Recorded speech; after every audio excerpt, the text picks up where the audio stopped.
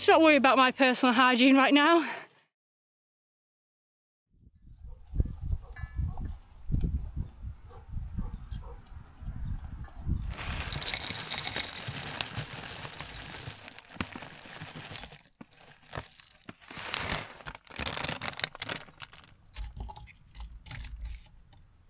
Morning.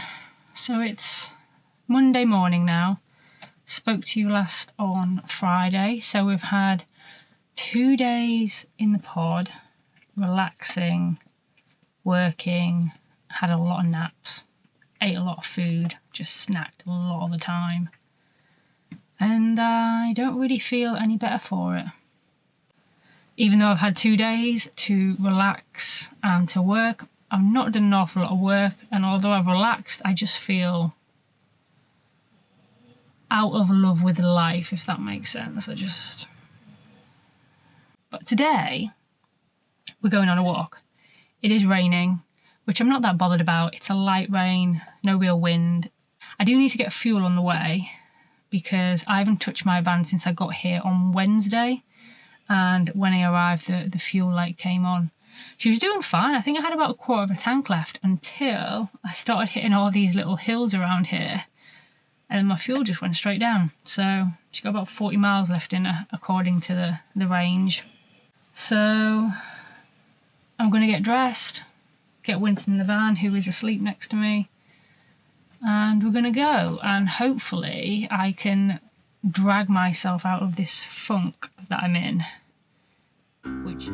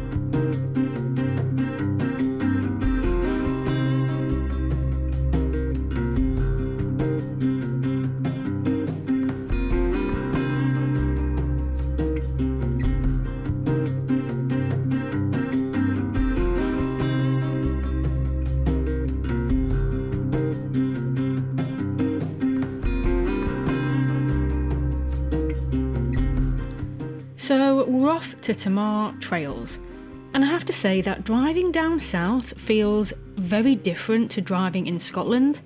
Yes, there's a lot of narrow, twisty country roads, but in Scotland you're never far from a passing place, and it also feels as though there's less traffic and junctions, whereas down here you've got almost on top of each other, one after the other, of roundabouts, traffic lights, zebra crossings, side streets, pedestrians, parked cars. I mean, look at those cars just parked in the centre of the road.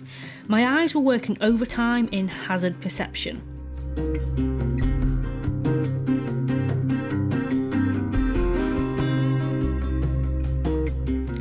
Now, I'm probably not showing you the best footage to illustrate my point because these roads seem fairly spacious and calm. And maybe it's just me. Does anyone else think it feels different driving down south than driving up north? But anyway, let's have a quick stop for fuel.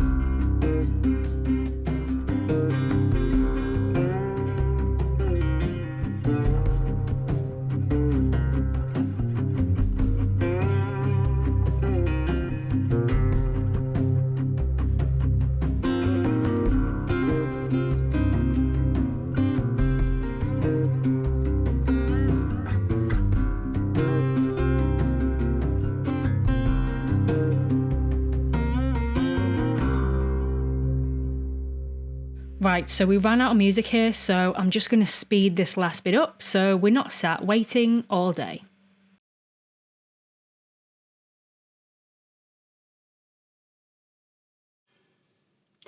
Just not feeling it. I just feel miserable. And I have no reason to be miserable, but I just feel like being miserable. Should be excited. I'm just not. I don't think I'm ever going to have a day off ever again because this feels horrible. Right, let me go pay for car parking anyway. Where's me money?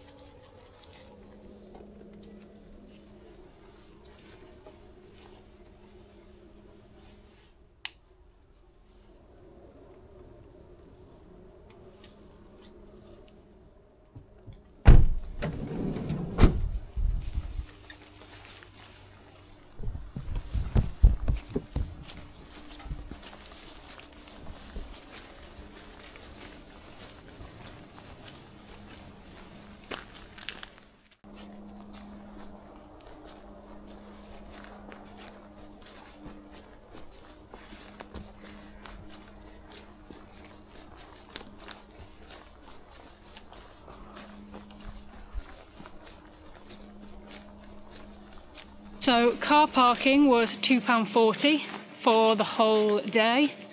There is a lesser charge, which I think is up to 2 hours or something. I can't remember what it was. I think that's probably like a quid 50 or something. Making that up, I can't remember, but it's lesser than £2.40 and you get an hour or two because there is a cafe just at the beginning of the car park. What's this built for? This little thing in the middle of the woods. I don't know what that is there for. But anyway,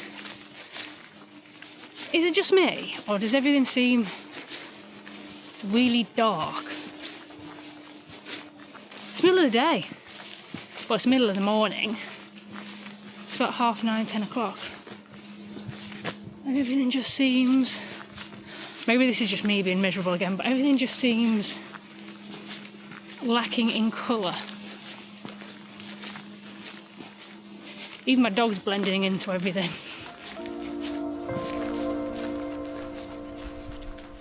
Now I just want to remind you that my vlogs aren't planned. They're just me documenting my day. I don't have a script and I don't glamorise anything. I am human, I'm allowed to have human emotions, and as you'll see later, me feeling like this is completely normal.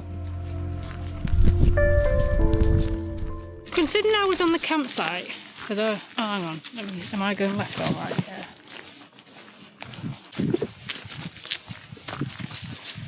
Considering I was on the campsite for the whole weekend, Saturday and Sunday, and it is the beginning of August, so kids are off school, and we also had really nice weather over the weekend, the campsite was actually really quiet. There was a lot of empty pitches. I'm not complaining because I like it when it's quiet, but I was kind of preparing myself for, you know, lots of kids, lots of families, and a busy campsite, because I just thought it's at that time of year for campsites to be getting busy, especially at weekends, you know, in August, etc. But no. I think it's because this campsite, it isn't really anywhere.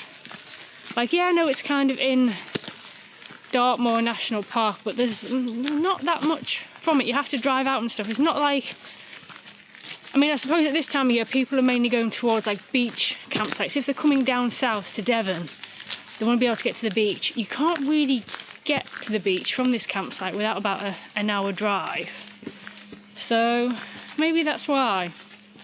I came to this campsite for a couple of reasons. The main one was I knew I wanted to go away for a long time and just kind of sit on one campsite and do our thing, rather than... I just came off my big Scotland trip. I was moving campsite every 4 nights, and, you know, it does get a bit exhausting. And I got home, I'd been home 3 weeks, and by then I had enough of being home, so I wanted to go somewhere else. So I was like, okay, I just want to go somewhere where I can stay put. Now, when you go into a campsite for a long period of time, you want to be on a nice campsite, and the only campsite I can really guarantee is going to be nice are camping and caravan clubs. I've never really had a bad site. So I went on their website and I went under their offers, and they had a 35% midweek offer on, 35% off, should I say. So it only applies to certain campsites. So I looked at the campsites it applies to, and I decided that I wanted to come down south because I currently live in Cheshire, but I'm soon to be moving further north. And once I move further north, coming down south is going to be a lot harder. So I thought, well, I'll make the most of going south while I can. And that's how I ended up at Tavistock. I'll tell you exactly what I paid, the price and everything. I got a really good deal for a hardstand electric pitch. When I do the campsite tour in this vlog, I'll break down the prices and also where I got the discount code for. But yeah, if you're a member of the Camping and Caravanning Club, definitely check out the offers pages before you book, because you can put little promotional codes in that do get you a fair discount. So yeah, that's how I ended up here, but not many other people have ended up here. The campsite is lovely and quiet. It's also got a very nice dog walk. I'll tell you all this when I do the tour. I'm just going to shut up because otherwise I'm going to repeat myself. I'm just kind of rambling at the moment whilst I am rambling.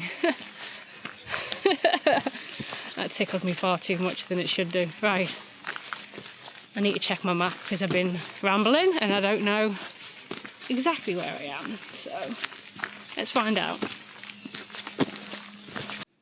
So we are on track. I don't know if you can read this bit here, but this is the Mineral Railway Trail.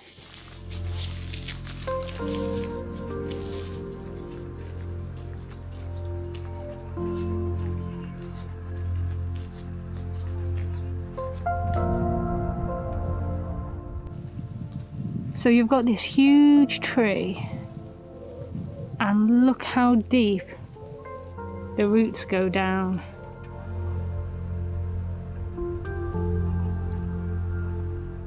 And those are just the ones we can see. They probably go a little bit deeper, I would imagine.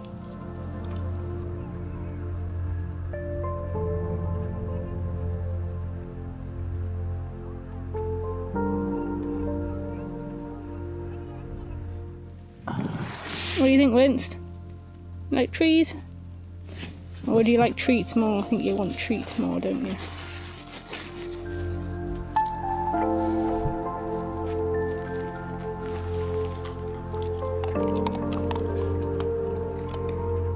Prefer treats to trees. Hey, come on then. Okay, so let's just jump back a little bit before I got distracted by the tree. And let's talk about this Mineral Railway Trail, because it once linked Devon Great Consols to its dock at Morwellham Quay. Now, at one point, Devon Great Consols was the largest copper supplier in Europe, and in the first 6 years of operation, it mined nearly 90,000 tonnes of copper ore. They became so productive that transport by horse and wagon was no longer feasible, so they built their own 5-mile railway.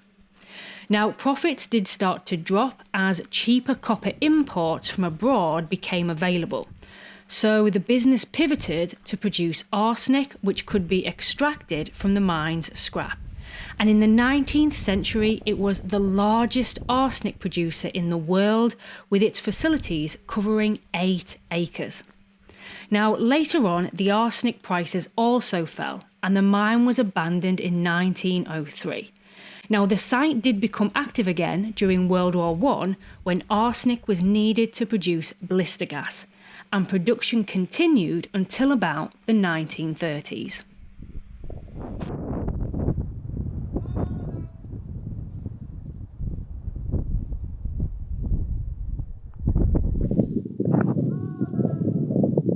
The building and ground within the area contain very high levels of arsenic contamination.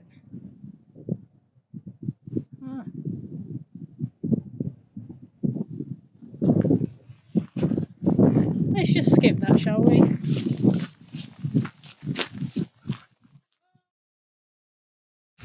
So we are meant to see some mines, and I don't know if, now that I've passed it, that contaminated area was where I was meant to go.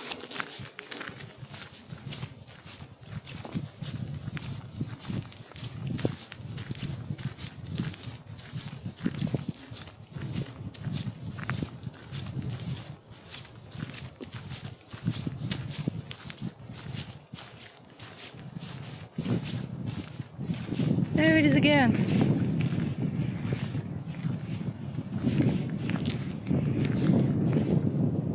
Should we go see? Because I'm just going to kick myself in a couple of days when we haven't gone in.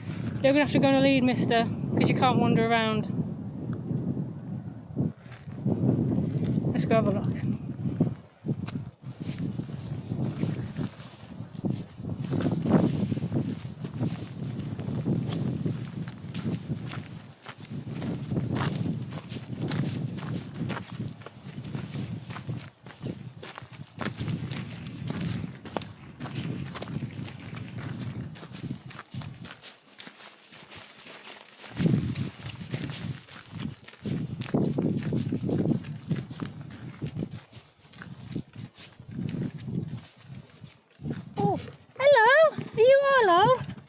Missing doggy, aren't you?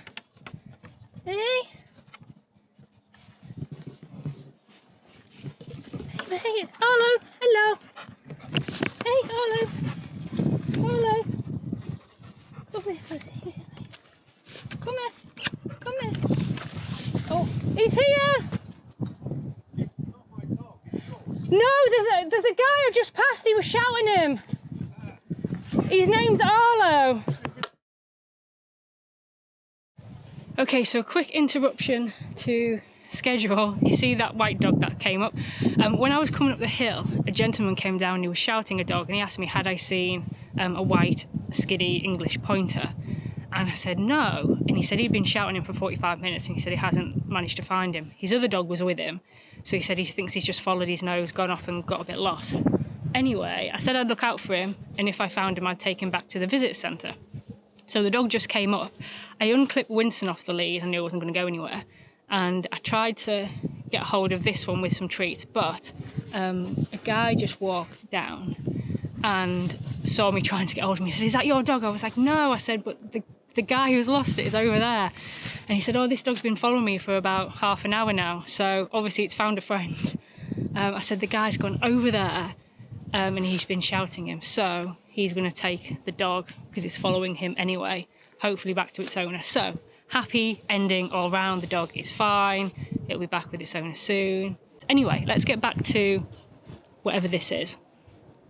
I don't know what it is, but we'll find out. You a good boy? Sorry, did you see me give treats to the other dog and not to you? I was trying to get him on the lead because he'd lost his daddy.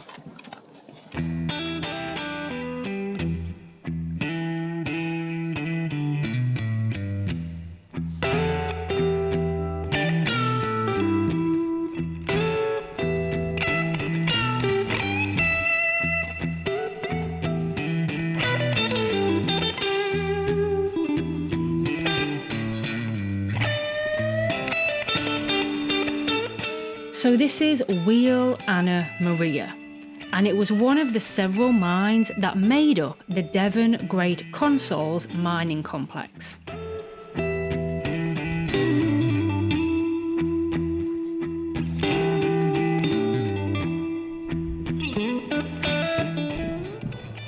Groundbreaking explosions, earth rattling stones, burning hot metal.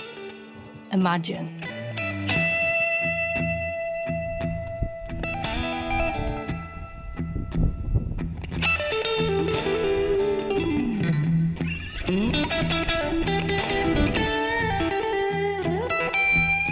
So arsenic was purified here, and due to the fact that it is an extremely toxic substance that can kill, we stayed on the path and I resisted any urge to go off exploring.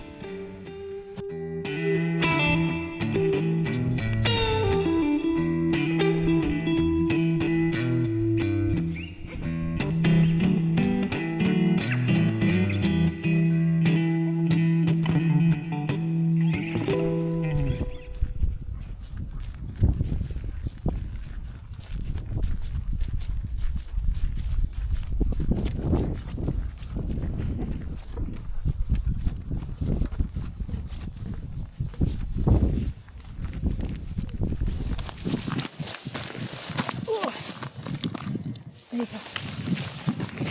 You can go under that way if you want. I'm going around this way. You're going this way.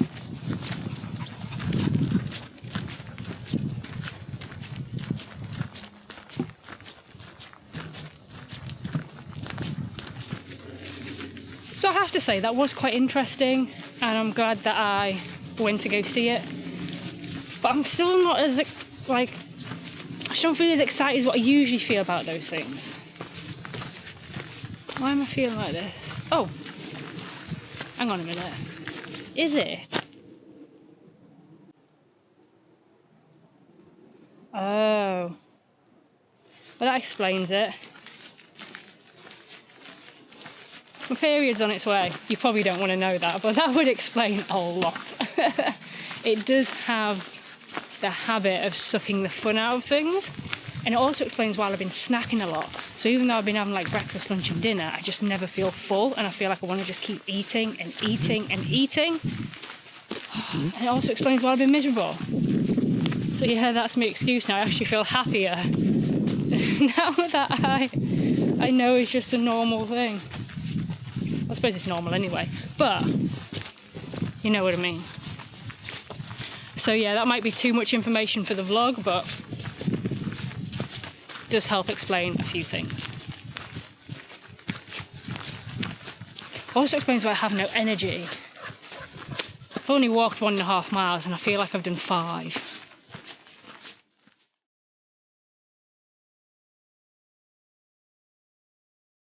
So good news, the missing dog is back with its owners. I've just passed the guy who returned the dog. The dog was just following him for some reason. It just attached to him and was following him. So anyway, he's taking it back, and then I've just passed him as he's making his way back home. So all's well that ends well. Apparently the dog was lost for about 45 minutes, maybe a little bit longer. It's quite worrying, isn't it? I bet the owners are really relieved. Losing Winston for 45 minutes, that would be, oh.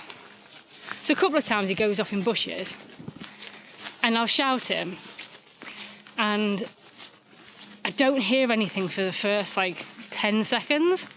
And for those 10 seconds I'm a bit like, where is he? But then he always comes running out of a bush somewhere, all the time. And I mean, I'm walking this route now, and there's a lot of times that I'm just walking, putting one foot in front of the other, and I kind of black out a little bit. I just follow the trail. I don't really pay attention to where he is or what he's doing. Probably should, but I just know he's always going to be there. You know, for the last 11.5 years of us doing hikes, you know, he's never not known where I am. And if he does, he screams. There's one walk that we do, which is at Apedale in Staffordshire. And it's quite a longish walk. We kind of weave around like the park. And one time they changed the route one time. So he went down like the old route, I went down the new route. And he realised I wasn't behind him. And he panicked a little bit and he couldn't see me. And obviously he tried to find me. And then all I heard was like this. So I shouted him, and then I just heard him come thundering along. And yeah, so if he can't find me, he will shout me. But he's usually pretty good. But yeah, they must be relieved to have their dog back safe. And he's just had a little bit more of an adventure today.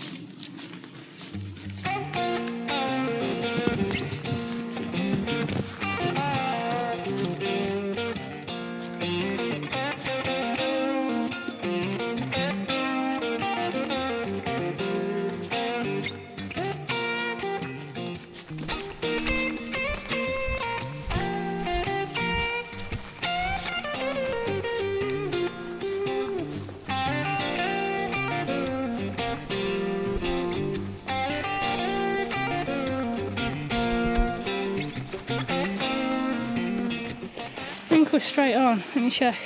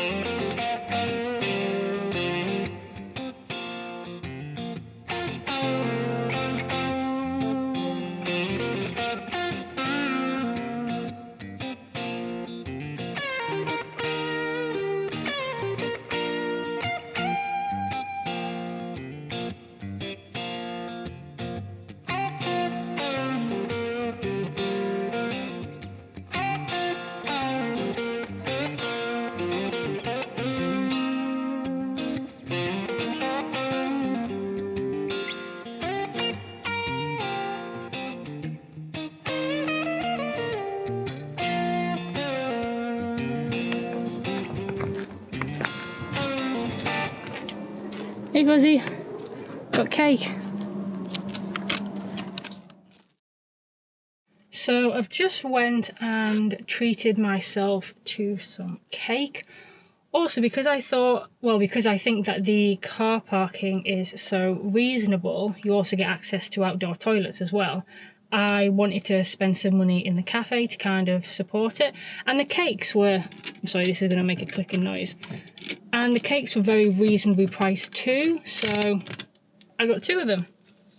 And also because of the mood I'm in, I thought they might help cheer me up. But yeah, I like it.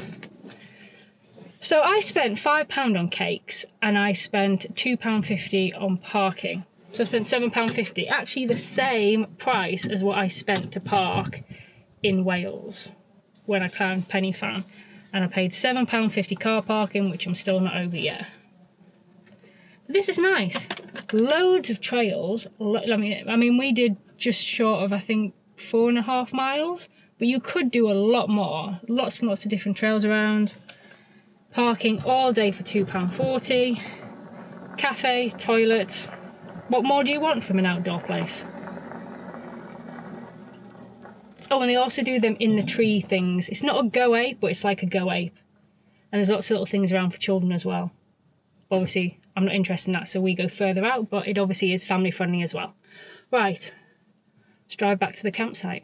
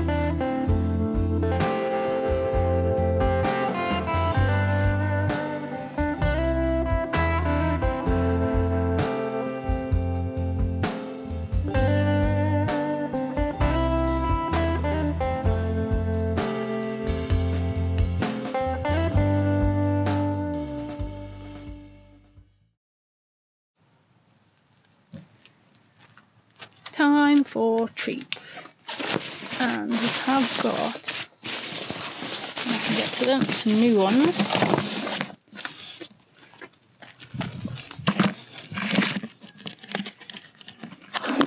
So this here is dehydrated beef lung.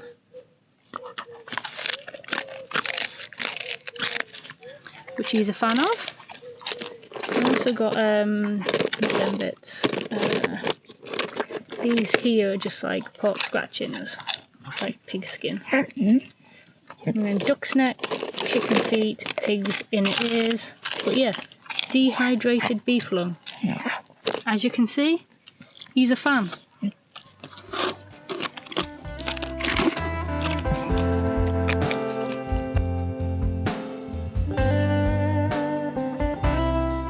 Now it's about 1 PM and I do my daily pod clean as I put the bed away and set up the table ready for my lunch and then an afternoon of work.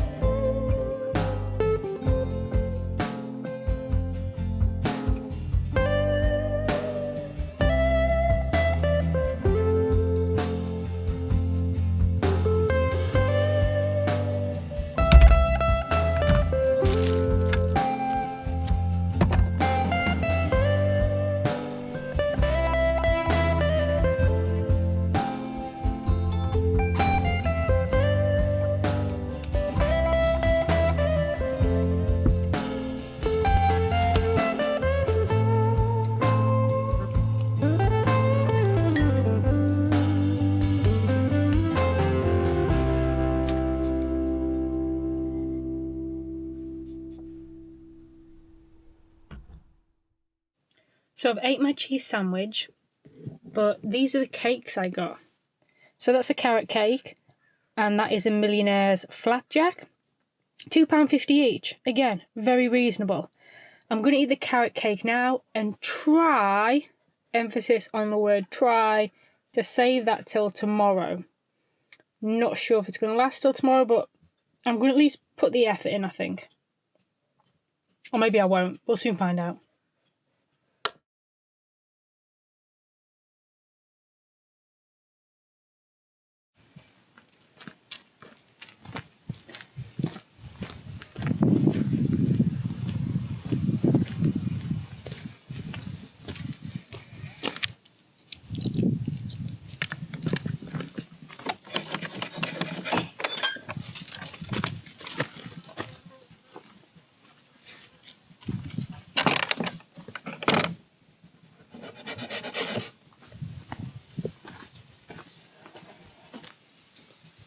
Did you need a wee?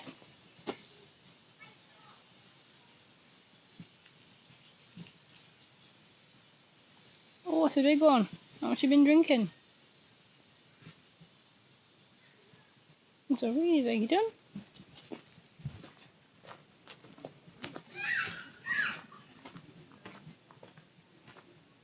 So it's about 6 o'clock and I'm just giving Winston a little evening wander around the dog walk, and I have a little bit of a confession to make. I ate, where are you going? Oh, you've lost it. You have to find it because I'm vlogging. I ate the Millionaire's flapjack. Winston's lost his toy. So yeah, I ate the Millionaire's flapjack, but in fairness, I didn't eat it straight away. I waited about 4 or 5 hours before eating it. So does that count? I don't know. So I had the carrot cake for lunch, and then I had the Millionaire's flapjack with my tea. And I don't know if you can hear, but Winston found his toy. And I'm just going through this gate, back down this way. So just gonna finish Winston's wander, let him go to the toilet, and then I'm gonna feed him, and then we're gonna settle down for the evening shift, and I'm gonna get back to work. I've done quite a lot of work this afternoon actually. I was quite happy with myself. I feel good when I've been productive. When I've got lots of stuff done, or lots of important stuff done, I do feel very good about myself. So hopefully we can do the same this evening until it's time for me to go and get my shower. So that's the plan for this evening. Well, that's the plan for every evening, really.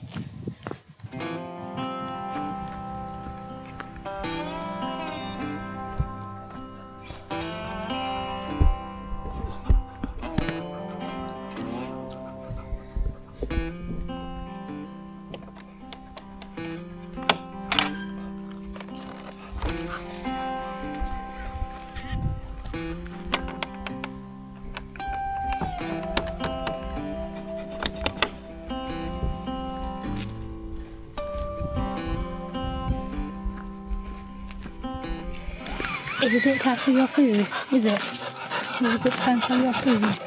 I take you off. You don't need this, do you? No, you don't. You don't need this. You don't need this. You don't need this.